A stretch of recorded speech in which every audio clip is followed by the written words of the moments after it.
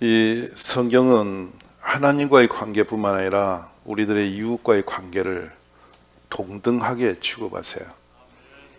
절대적 하나님을 사랑하는 것과 이웃을 사랑하는 것이 같은 율법의 핵심이란 말이에요. 근데 우리는 하나님과 나의 관계 속에서 복되게 사는 것은 참 많은 열심을 내요. 근데 이웃을 돌보는 일이 너무 허술해요. 심지어는 가족끼리도 좋은 삶을 못 살고 그냥 상처를 주고 속을 새기면서 인생을 그냥 허적허적 살다 말아버리는 경우가 많아요. 그래서 유언 중에 제일 큰 유언이 미안해라는 말하고 죽는다는 거잖아. 그것도 좀 젊어서 미안하다고 하면 좋았을 걸 꼭 죽을 때 왜 그 말 하는지 몰라. 아주 속상해. 그러니까 죽은 뒤에도 별로 대접을 못 받는 거예요. 그래서 우리가 얼마나 세상이 좀 독하게 사는지 모르겠어요. 오늘 성경 말씀이 내 이웃을 내 자신과 같이 사랑하라 하신 그 말씀 가운데 다 들었다. 그러시면서 사랑의 핵심이 뭐냐면 이웃에게 악을 행하지 아니하는 것이다. 누가 뭐 의지적으로 악을 행하려고 막 독한 맘 먹은 게 아니고 사는 게 온전치 못해서 자꾸 나쁜 영향을 미치니까 같이 있는 게 힘들어지는 거잖아요. 명절을 지나고 나니까 이 말씀이 왜 이렇게 가까이 오는지 모르겠어요. 우리 모두가 참 이웃을 당신을 생각하면 참 행복하고 정말 보고 싶고 좀 따뜻한 감동이 되는 그런 삶을 살아보면 얼마나 좋을까. 물론 우리가 각자 살아내기도 힘들고 어렵지만은 이 진정한 이웃이라는 것은 바로 그런 것이잖아요. 우리 익히 알다시피 누가복음 10장에는 어떤 율법 교사가 예수를 시험하려고 선생님 내가 무엇을 하여 영생을 얻겠습니까? 그때 예수님이 말씀하죠. 율법에 뭐라고 하셨느냐? 너가 어떻게 읽느냐? 그러자 대답하여 말씀합니다. 내 마음을 다하며 목숨을 다하며 힘을 다하며 뜻을 다하여 주 너의 하나님을 사랑하고 또한 내 이웃을 내 자신같이 사랑하라 하셨나이다. 그러자 예수님이 옳다. 내 대답이 옳도다. 이를 행하면 행하라. 그러면 살리라. 그때 이 사람이 다시 질문을 꺼내 올려요. 왜냐하면 좀 더 옳게 보이려고 예수께 묻습니다. 그러면 내 이웃이 누굽니까? 그때 우리가 예수님이 설명한 비유를 잘 알아듣죠. 세 사람이 강도 만나서 거지반 죽는 사람을 보고 지나간다. 제사장도 레위인도 보고서 그냥 갔다. 그들의 행위는 성경적으로 옳은 거죠. 왜냐하면 율법은 강도, 환난, 피 흘리는 자를 피하라 그랬어요. 율법을 지킨 거예요. 근데 그가 이웃이 아니라는 거죠. 근데 뜻밖에도 사마리아 나간 애가 가던 길을 멈추고 그에게 다가가서 그의 잔에 있는 알코올이죠. 알코올로 소독을 하고 치료를 하고 그를 자기 닭 위에 태워서 지금 말하면 여관에 지금 병원에 간 거예요. 병원에 가서 치료비를 다 물어주고 또 여비를 맡겨주면서 훗날에 내가 떠난 뒤에 이분을 더 치료해서 이 부비가 모자라면 오는 길에 갚을 테니까 충분히 좀 고쳐주세요. 이리 하고 그가 떠났는데 누가 그 사람의 이웃이겠느냐라고 묻죠. 우리 문득 이렇게 말하잖아요. 강도 만난 사람이 주변에 없어요. 있으면 우리도 그렇게 하지요. 그래서 마음은 있을 거예요. 근데 그 강도가 내가 강도짓 할 수도 있어요. 내가 강도짓 해서 우리 부인을 강도 만난 사람으로 만들어 놓고 못 본 척 할 수도 있고요. 또 우리가 강도짓 해서 우리 남편을 강도 만난 사람처럼 만들고 살 수도 있어요. 조금만 한눈에 보면은 악을 의도적인 것이 아닌데 내가 부족해서 그냥 산 것이 한 말이 내 행위가 우리 가족에게는 악으로 독으로 영향을 줄 수도 있었잖아요. 근데 그걸 다 묻어버리고 사는 거예요. 성경은 왜 우리가 이렇게 유대하냐면 거울처럼 우리의 잘못됨을 드러내 주시거든요. 명절에 우리들은 막연하게 강도가 누구냐고 그 강도 당한 사람이 누구냐고 나쁜 사람이고 어렵겠다고 이렇게 하지 말고 내가 그 사람일 수 있다는 생각을 하니까 좀 마음이 저리잖아요. 돌아보니까 좋은 이웃이 있기를 기대하기 전에 내가 좋은 이웃이 되어주는 거, 이게 성경이에요. 율법이에요. 무엇을 얼마나 좋은 이웃으로 살아냈는가 보니까 참 허술해요. 민망스러워요. 남의 허물을 많이 보고요. 잘못된 것을 많이 지적도 해내면서 나는 그렇게 살았냐는 거예요. 너무 모질해. 그래서 오늘 우리들이 새해 설날까지 이렇게 마주하면서 또 한 번 우리를 돌아보고 우리 교회가 좋은 이웃들로 가득 채워진 교회 되기를 기대해봐요. 옆에 계신 분이 좋은 이웃이면 얼마나 좋을까. 또 내가 성경에서 예수님이 기대했던 사마리아의 그 사람 같이 내가 그런 착한 이웃으로 살아가면 얼마나 좋을까. 이런 생각들을 우리가 구축하면서 이 말씀 앞에 좀 겸손해졌으면 좋겠어요. 주님이 물으시잖아요. 너희 생각에는 이 세 사람 중에 누가 강도 만난 그 사람의 이웃이 되겠느냐. 참 가슴이 울리죠. 이르되 자비를 베푼 자는 이다. 그래서 예수께서 말씀하시죠. 가서 너도 이와 같이 하라. 이게 성도들에게 주신 명령 아니에요. 가서 너도 이 사마리아 나그네처럼 그렇게 살으라고. 우리 성경은 신명기 15장에서 뭐라고 하시냐면 이 땅에는 언제든지 가난한 자가 그치지 아니하고 또 너게 명령하여 이르노니 너는 반드시 너의 땅 안에 있는 너의 형제 중에 곤란한 자와 궁핍한 자에게 너의 손을 펴라. 이 땅에는 주님 오시는 그날까지 환난 당한 자가 그치지 않고 있다는 거예요. 오늘날 종종 그런 말이에요. 야 임마 무슨 소리냐. 옛날에는 벤또도 못 먹고 살았어. 그런 분을 종종 저는 저희 또래에서 만나거든요. 벤또가 뭔지 아세요? 옛날에 얼마나 배고팠는데 그 배부른 소리 한다고 하면서 젊은 사람들이 어렵다고 그러면 막 뭐라고 그래요. 철부지다고 하면서. 아니에요 여러분. 이 환난이라고 오는 것은 곰피바라는 것은 상대적이에요. 모든 사람이 학교 안 다니고 다 뗄나무하고 진짜 도시락을 먹을 게 없어서 그냥 굶고 살면 다 그게 보편적인 생활이라니까요. 거기서 상처 안 받아요. 근데 옆집이 자가용 굴리면서 잘 사는데 우리 집이 가난한 거예요. 거기서 온 것이 상처예요. 그게 환난이에요. 그러니까 지금처럼 넉넉한데 뭘 그래 이렇게 하는 사람이 있어요. 참 잘못됐어요. 아니에요. 내가 열심히 일했는데 놀고 먹는 이웃집 사람이 투기해가지고 퍽 잘 살아. 우리 집은 남편은 죽도록 일하는데 지금 얼마나 인생이야. 상처라니까요. 그게 환난 당한 거라니까요. 그래서 마음이 우울해지고 슬퍼지는 거예요. 많아요. 그렇게 보면은 세상에는 날마다 얼마나 많은 분들이 이 땅에 그런 환난 중에 헤매는지 몰라요.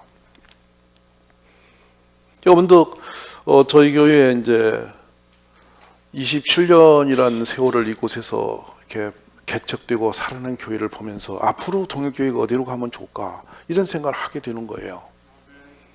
10년 후에는 동일교회가 어떤 모습으로 이 땅에 존재해야 되는가를 돌아보는 거죠. 한편 돌아보면서 이제 아쉬움이 있는 것은 교회의 규모가 더 커져가고 안정되어져 가면서 애적의 초심이 많이 변했다 이런 생각을 하는 거예요. IMF가 한참 어려움을 줄 때 이곳에 교회가 세워졌죠. 상대적인 고통이 있었어요. 여기 들어왔던 기업이 부도를 맞으면서 기술력도 없이 그냥 그 연약한 중소기업 따라서 부산에서 이 땅에 오신 분들이 단기에 버림을 당합니다. 남편이 실직하니까 부인이 길이 없죠. 또 남편도 그런 회사에 다니는 분이 개인적인 어떤 자가 능력이 거의 없죠. 그러면서 가정은 참 많이 무너졌어요. 우리가 밀레니엄 시대가 열렸다고 얼마나 방송이 소리를 높이는 2000년 시작, 얼마나 꿈이 부풀었습니까? 근데 한켠에서는 직장을 잃어버리고 길을 못 찾고 3년 4년 놀다 보니까 가정이 깨어지고 무너지는 일이 계속 일어나고 있었죠. 늘 눈 뜨면 누군가는 세상에 목을 걸어서 누군 뛰어내려서 누군 약을 먹을 때 이 소식이 그치지 않았어요. 눈물겨운 시대입니다. 세상은 번쩍거리는 쪽에 시야가 가기 때문에 주변에서 이렇게 연약한 지체들에게 시야가 잘 못 가요. 근데 뜨악하게 어떤 때가 되면 그분들의 또 모습을 드러내줄 때가 있어요. 오히려 그것은 상처가 되는 일이에요. 개척 때 돌아봅니다. 당진의 터미널이 새로 옮겨지고 빌딩들이 세워졌어요. 새벽 3시경에 그 골목을 가보고 저는 큰 충격을 받았어요. 제일 많이 생긴 것이 번쩍거리는 네온 사인인데 지하마다 술집이 아주 성하게 되어 있었어요.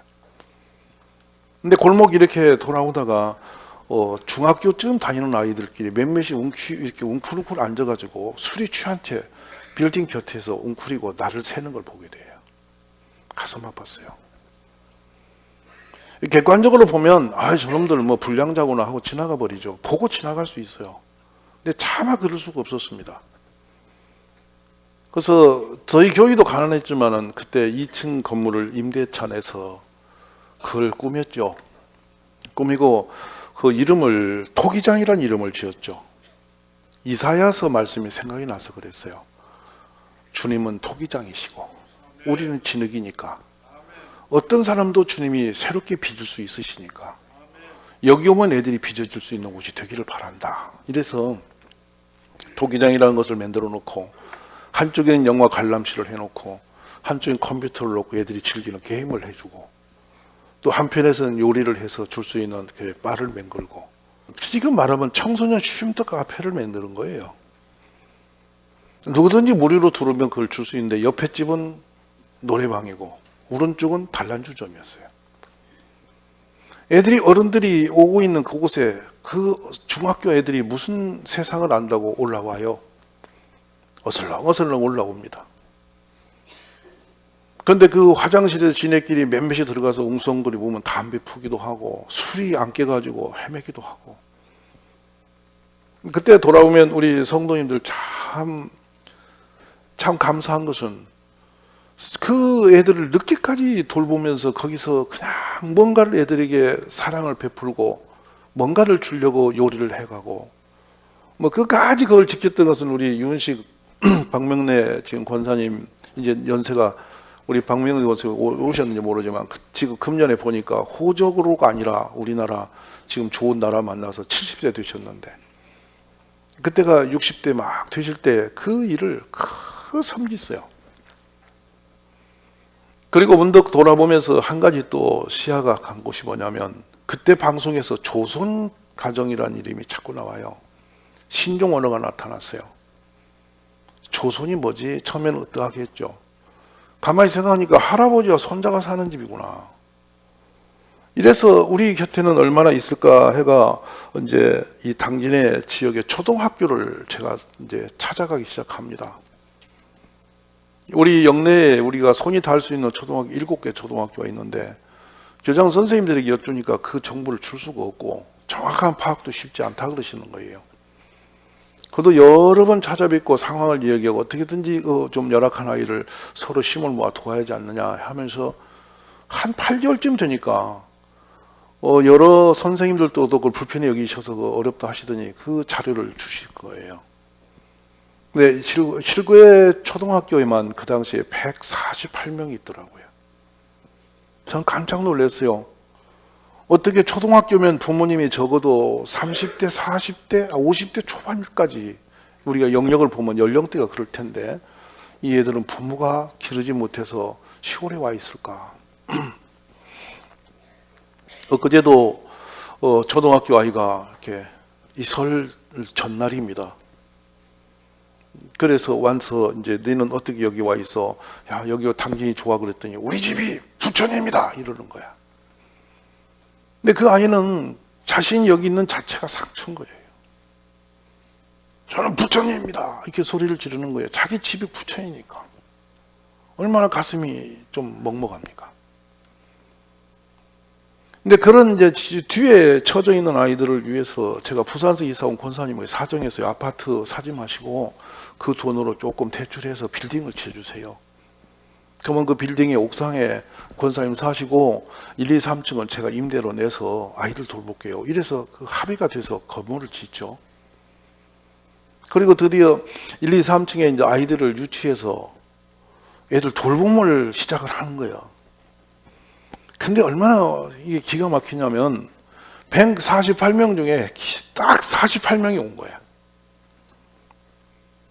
제가 현대제철에 그때 신호위 사회봉사팀 참 감사했고, 저기 성문에 있는 발전소 참 고마웠던 것은, 이 통보를 했더니 우리는 선생님의 재료가 부족한데 막 공학을 공부하신 분들이 막 수학 프로그램을 만들어 오시고 막 이래가지고 애들하고 그 수학 시간에 공부를 하고 영어를 가르쳐주고 이렇게 하면서 우리 애들이 거기서 행복해지는 거예요.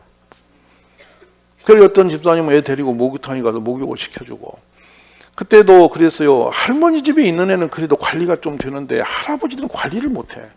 그래서 애들이 막 더벅하니 생겨갖고 다니고 이래요.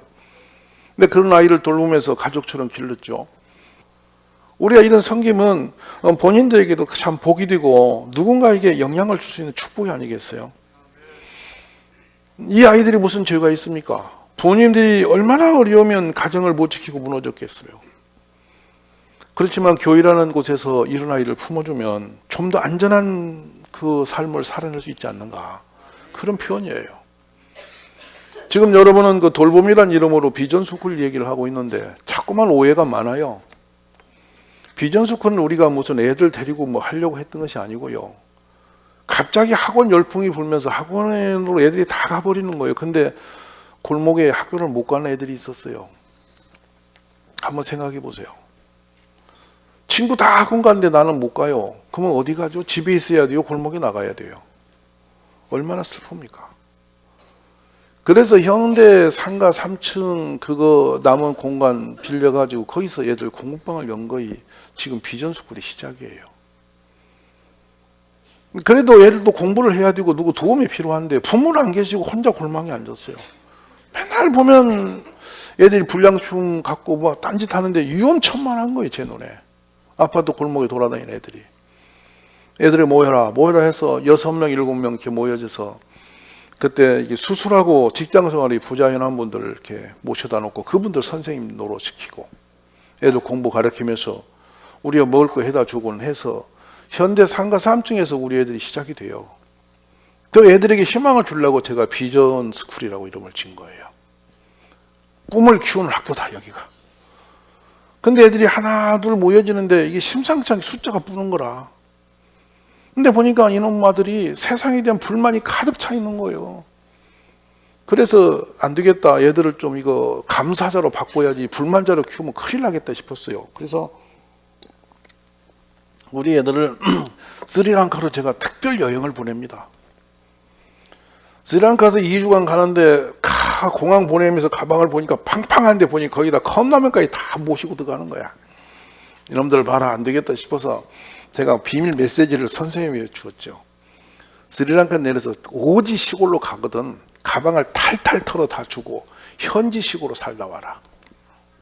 그러니까 이제 얘들은 거기 가도 안전하다고 심지어 멸치에 고추장까지 다 챙겼더라고.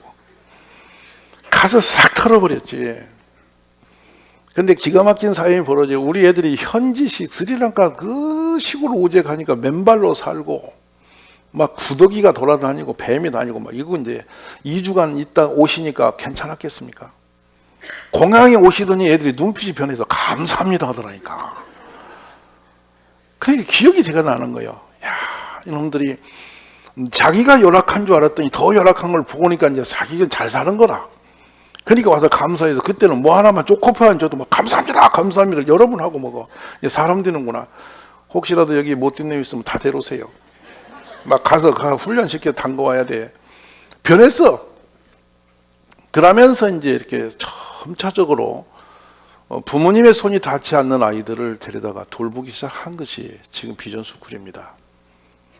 뭐 학비를 낼 여력이 없었고 뭐 누가 어떤 경비가 어디 있어요. 계속 우리가 작은 힘이지만 교회가 그들을 돌보고 감싸면서 4번 문을 닫고 지금 5번째 일어난 것이 비전스쿨이에요. 어쩌면 참 눈물 나오는 역사입니다. 전도 현장에 가서 예수 모르고 사는 그 사유인을 설득시켜서 교회에 오게 하는 거 쉽던가요? 기적입니다, 그게. 어떤 필설로 이해시키기가 쉽잖아요. 제가 우리 교역자들에게 엊그제 숙제를 준 게 뭔지 아세요? 우리 애기들이 주일학교를 꼭 다녀야 할 이유가 뭔지를 써봐라. 교회를 꼭 보내야 할 이유가 뭔지를 부모님에게 설득시킬 수 있는 당신들의 가슴에 든 내용을 좀 내놔봐라.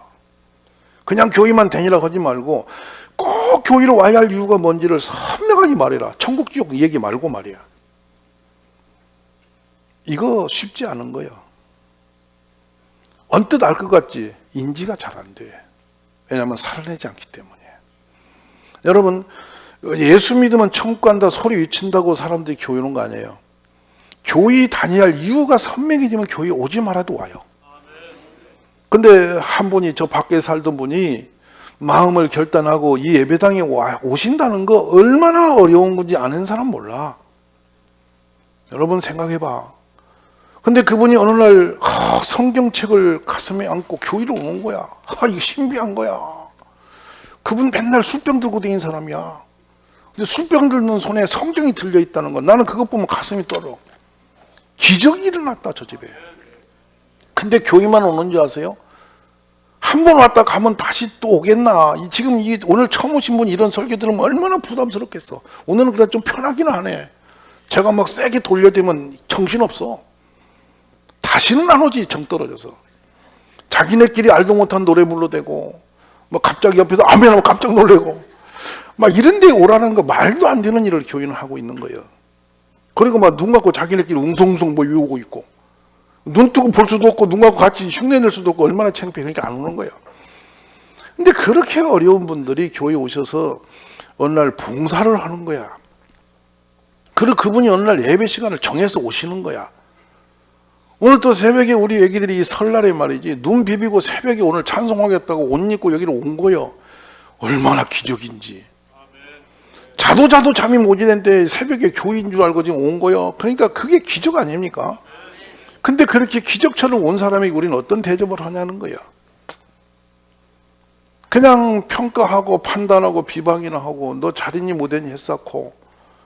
근데 더 제가 늘 죄송하고 미안한 게요. 성도 보면 기적인 것은 한 번 이 회원으로 가입하면 여긴 졸업이 없어. 탈퇴가 없어. 평생 회원권이야. 맞아 안 맞아? 근데 죽은 후에도 회원권이 상실이 안 된다는 거예요. 이런 법은 없어 세상에. 근데 여기로 온다? 이게 말이 되는 일이냐고. 예수 안 믿는 사람이 이거 생각하면 끔찍한 일이지. 개빵도 3년이면 끝나. 근데 이게 웬일이야? 근데 거기를 오려는 거야. 한 번 걸리면 평생 안 오면 막 사단이 또 되는 거야. 이런 무서운 집단이 교회야. 우리는 여기 앉았으니까 지금 그냥 온 것 같지. 무지무지 놀라운 기적이 이 속에 있는 거예요. 우리가 누구는 착하고 악한 것이 아니라 보지 못하고 느끼지 못하면 지나치는 거예요. 우리 이제 설도 지났으니까 우리가 좀 변했으면 좋겠습니다. 우리의 마음과 생각들이 좀 더 어려운 곳을 향할 수 있는 그런 우리 가족들이 되었으면 합니다. 교회에 들어온 분들이 위로가 되고 힘을 얻고 아무리 힘들다가도 교회에 와서 집사님 얼굴 보면 위로가 되고 또 내가 아무리 힘들어도 교회에 도움을 힘입어 살 길이 열리고 막 이래 했으면 정말 좋겠어요. 그래서 오늘 뜻밖의 설날을 맞이해서 여러분에게 이 무거운 설교를 제가 하는데 이 설교가 여러분에게 짐스러워지지 않고 은혜가 되었으면 좋겠고요. 함께 손을 모으고 마음 모아서 나보다 더 어려운 사람을 좀 보듬어주고 세워가는 그런 교회로 나가기를 간절히 기대합니다. 그래서 옆에 분 한번 인사 좀 다시 할래요? 이제 좀 처리 좀 둡시다. 이게 무슨 말씀이냐면 좀 성숙되자는 말씀입니다. 그래서 우리가 새해는 좀 성숙되어서 예수님이 그렇게 기대하시는 사마리아의 나그네와 같은 그런 교회가 되어지기를 간절히 기대해 봅니다.